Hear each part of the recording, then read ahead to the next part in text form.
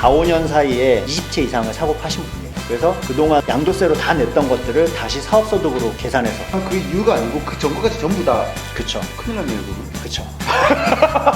그럼 그분 부가세는 어떻게 해요? 이렇게 투자하시는 분들이 그래서 많이 내는 게 매매 사업자잖아요. 매매 사업자의 장단점이 뭔가요? 저는 매매 사업자를 한 번도 안 내보긴 했거든요. 1세대 1가구 2주택의 세팅을 계속 하다 보니까 저는 매매 사업자가 필요가 없었어요. 그래서 매매 사업자는 어떤 분이 내야 되는 거고 어떤 혜택이 있는 겁니까? 일단은 매매 사업이랑 그냥 양도소득세로 내는 거는 세금에 가는 길이 달라요. 집을 사서 사업자 안 내고 팔았다. 그럼 우리가 양도세를 내죠. 근데 매매 사업자들은 이게 양도소득이 아닙니다. 사업소득이에요. 소득세는 종류별로 이렇게 따로 과세를 하게 돼 있어요. 뭐 근로소득이라든지 사업소득, 이자 배당소득, 기타소득, 연금소득 이런 애들은 이제 종합소득세로 한 번에 뭉쳐서 네. 과세를 하거든요.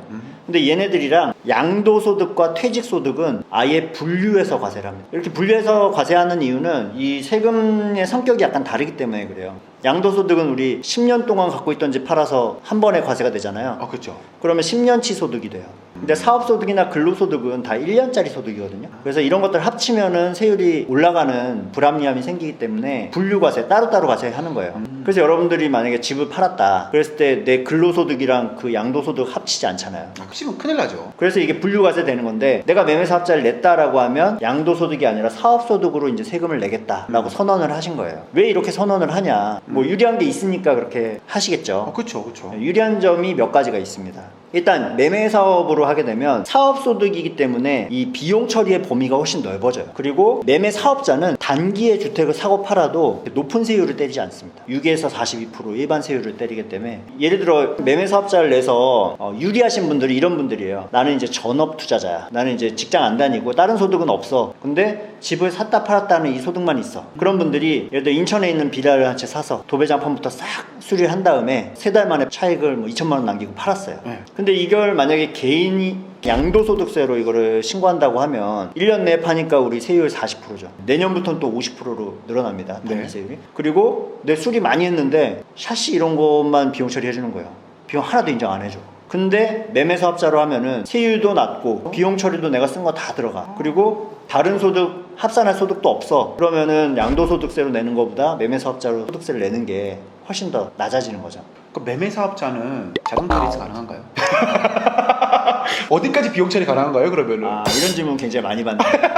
죄송합니다, 제가. 사업자의 비용 처리는 케이스 바이 케이스다. 왜냐면 어떤 사람들은 그 자동차를 사서 탈 만한 사이즈의 사업을 하시는 거예요. 예를 들어 내가 전국에 물건이 100개 있어.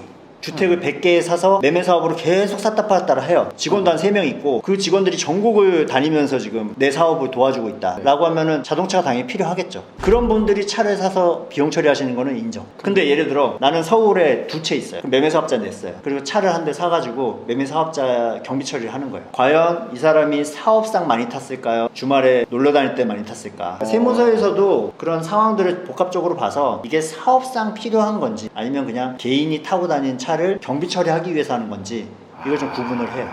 그래서 어떤 경우는 인정받고 어떤 경우는 인정을 못 받는다. 제가 오늘도 저기 멀리 지방 법원을 갔다 왔는데 경매하는 사람들 같은 경우에는 법원 갔다 온 입찰 영수증을 많이 가지고 있으면 가능합니까? 판례나 이런 부분을 보면은 부동산 매매 사업자나 임대 사업자는 이런 자동차 관련 경비 이런 것들을 인정을 안 해주려는 그 스탠스가 있어요. 먹는 거라요. 그러니까 판사님들도 약간 그런 고정관념이 있으신 것 같아요. 이 부동산 임대 매매 사업자들은 일종의 좀 불로소득이다. 오케이, 그러면은 부동산 매매 사업자는 우리가 집 고친 것만 가지고 신고하는 게 맞다. 그렇죠? 보수적으로 비용 처리를 하시는 게 그게 좋은 것 맞다. 자, 그렇다면은 이 사업자가 굉장히 유리하잖아요. 그런데 사업자가 안 좋은 점도 있잖아요. 보면은 내지 말아야 되는 사람은 어떤 사람들인가요? 일단은 유불리를 명확하게 아셔야 되는데 내가 매매 사업자로 내서 이 주택을 거래하면요 이게 더 이상 양도세가 아니라 사업소득으로 과세되기 때문에 완전히 다른 체계로 간다라고 생각하시면 돼요. 네, 그렇죠. 주택의 사이즈별로 대형 주택이랑 국민주택 규모 이하의 주택으로 나눌 수가 있어요. 내가 양도세로 할 때는 40평짜리 집을 팔아도 부가가치세 낸다는 얘기 들어보신 적이 없을 거예요. 없죠. 이건 사업자가 아니기 때문에. 그런데 내가 매매 사업자로 예를 들어 뭐 40평짜리 팔았어요. 그러면 이때는 건물분에 대해서 10% 부가세를 내야 됩니다. 예를 들어 내가 10억짜리 아파트를 팔았다. 대형이야. 그러면 그 중에 건물과 토지로 나눠서 건물이 예를 들어 뭐 6억이고 토지가 4억이면 6억에 10% 6천만 원을 부가세로 내야 돼요. 더 내야 되는 거네요. 원래는 이제 매수자한테 받아서 내야 되는데 매수자가 일반인이면은 부가세 당연히 안 주겠죠. 안 주죠. 안 그러니까 옆집 사면은 10억만 주면 되는데 여기 사니까는 6천만 원 더 달라 그러면 안 주겠죠. 안 주죠. 안 주죠. 그래서 현실적으로는 팔고 나서 내가 받은 돈에서 6천만 원을 띄어서 내야 되니까 그만큼 수익률이 떨어지는 거죠. 또 다른 부분은 이 사업소득은 종합과세라고 했잖아요. 다른 소득이랑 합산하니까 네. 내가 고액연봉자예요. 그러면은 이 매매사업의 소득이랑 이 연봉이 합산되겠죠. 그러면 그냥 양도세로 낸 것보다 세율이 더 올라갈 수가 있어요. 합산 세율이 되다 보니까 네. 종합소득세 신고를 할 때 폭탄 맞을 수도 있겠네요. 그렇죠. 그래서 다른 소득이 많으신 분들은 매매사업자가 별로 유리하지 않아요. 그리고 또 이제 마지막으로 중요한 게 서울같이 조정대상 그렇죠. 지역에서는 매매사업자도 비교과세라는 게 생겼어요. 매매사업자가 예를 들어 서울에 있는 집을 팔 때 사업소득으로 나는 내려고 매매사업자 낸 거잖아요. 근데 사업소득이랑 양도소득을 비교해서 더 큰 쪽으로 내라. 왜요? 조정대상 지역의 양도세 중과세를 피해 나가려는 거를 이제 막는 거죠.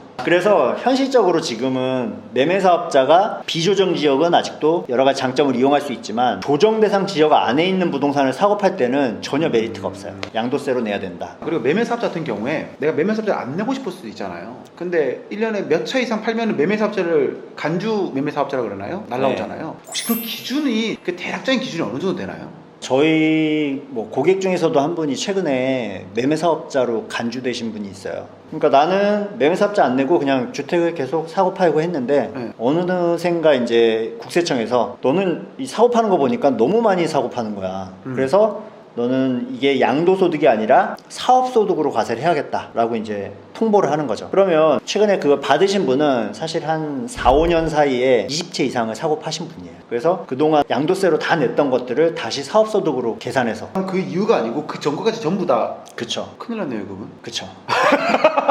그럼 그분 부가세는 어떻게 해요? 그러니까 대형을 거래한 게 있으면 부가세가 튀어나오는 거예요. 그러니까요. 그러니까 매매사업자로 과세가 간주가 됐을 때 네. 가장 타격이 큰 케이스가 부가세예요. 몇 억이 나올 수가 있으니까 한 번에. 아, 그렇네요. 또 다른 소득이 뭐 그 근로소득이나 이런 게 많이 있다라고 하면은 이걸 다 합산해가지고 세율이 올라가잖아요. 네. 그리고 옛날부터 지금 양도소득으로 신고를 해왔기 때문에 사업소득으로 세금을 안 낸 부분들이 여기에 가산세가 다 붙어요. 그러니까 너희 똑바로 세금 신고 안 했잖아. 그쵸. 라고 해서 그 가산세 10%씩 다 붙잖아요. 그렇죠? 그렇죠. 1년에 10%씩 납부를 늦게 하는 거에 대해서 붙는데 5년 전 소득은 이제 50%가 붙는 거예요. 그래서 이제 그런 경우는 조사관이랑 협의를 좀 합니다. 5년치 할 건지 3년치 할 건지 이런 그렇죠. 것들을. 이거는 솔직히 5년 동안 내가 이렇게 신고를 하다가 갑자기 와가지고 5년 동안 하다 보면 너무 이거는 좀 아닌 거잖아요. 그렇죠? 그렇죠. 그래도 어느 정도 사람이 살 정도는 해줘야 되니까. 저는 1년인 줄 알았거든요. 1년에 뭐 4채, 5채 이렇게 하면은 이게 부과되는 줄 알았는데 그런 게 아니네요, 보면은. 그런 건 아니고요. 기준이 있어요. 부가가치세법에서 6개월 동안 1월에서 6월, 7월에서 12월 요 각각의 과세 기간별로 한 번 사고 2번 팔면 그때부터 매매사업자예요. 안 사고 2채만 팔거나 뭐 이렇게 하시면은 그 기준 이하로 가실 수가 있는데 네. 이게 사실 절대적인 기준은 또 아니에요. 상당 기간을 봐서 계속적 반복적으로 거래를 막 많이 했다. 그러면 언제든지 내가 매매사업자로 간주될 수가 있다. 그런 리스크를 갖고 매매를 하셔야 돼요. 아, 그러면은 경매하시는 분들은 단타를 많이 하잖아요. 네. 그런 분들은 특히나 조심하셔야겠네요. 그렇죠. 잠재적인 리스크를 갖고 계신 거죠. 큰일 나겠구나, 진짜. 그러니까 그 요번에 이제 과세 당하신 분도 네. 그런 케이스인데 그 양도세 신고를 했는데 조사관님이 너가 알아서 수정 신고를 해라. 너가 뭐 3년치 하면 나는 패스해 줄게. 근데 소득세과 가서 이제 또 어떻게 될지는 난 몰라. 약간 이런 얘기를 하시는 거죠. 잘 알아야 돼요, 진짜. 상가도 너무 많이 사고 파시면은 매매사업자. 상가도 매매사업자가 있어요? 상가도 매매사업자 있죠. 그래요? 주택 매매사업자잖아요? 부동산 매매사업자. 아, 주택 매매사업자 아니에요? 내가 잘못 알고 있었구나. 아까 그분 주택을 많이 사고 팔았잖아요. 네. 만약에 그분이 상가 판 게 있다. 네. 그것도 다 매매사업으로 간주하는 거예요.